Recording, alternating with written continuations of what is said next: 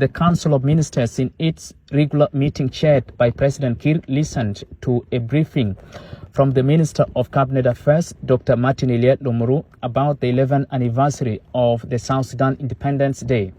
Speaking to journalists after the meeting, Information Minister Michael Makwei said the Cabinet has not approved this year's Independence Day celebration in the capital, Juba, due to lack of funds. At present, we have no funds. This is one. Number two, even if we have the little funds that we have, we'll have to make use of them for the graduation of the forces that had been in the training centers for that long.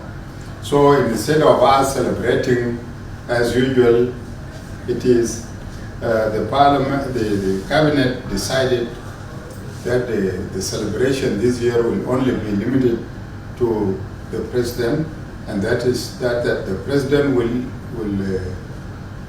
see how best he will do it, but he will address the nation on the evening of the 8th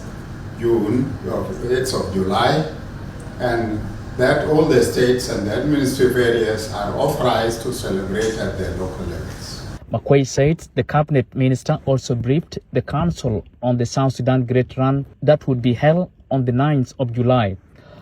These celebrations are usually coordinated between the organizers and the Ministry of Youth and Sports. But unfortunately, this time, it did not pass through the Ministry of Youth and Sports, and as such, the whole thing was deferred and sent back to the Ministry of Youth and Sports for further deliberation and so forth and necessary action. Because after all, it is not the cabinet that decides on the land. It is a function which is a part and parcel of the function of the Ministry of Youth and Sports, and as such, it was referred to them because it is they who will decide what to do with that on which they had proposed that it should be on the 9th of July, and that we confirm the first week of April every year to be the year for the South Sudan Run. On other business, Minister Makwei said the cabinet decided that the Ministry of Water Resources and Irrigation should present its report, which was supposed to be presented by the late Manawa Peter Gatkwot. He said the report would be presented by the acting minister in the next Council of Ministers meeting. Makwei added that the team of environmental experts from Britain, the United States and Canada will arrive in the country soon to meet the cabinet and the parliament on the management of water resources. He calls on the public to refrain from unfounded information circulating on social media on dredging of the River Nile.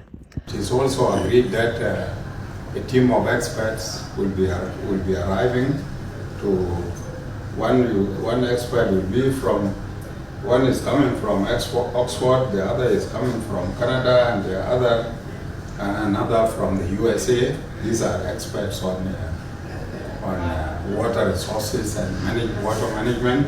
They will come and give us lectures on all these. This is in addition to our local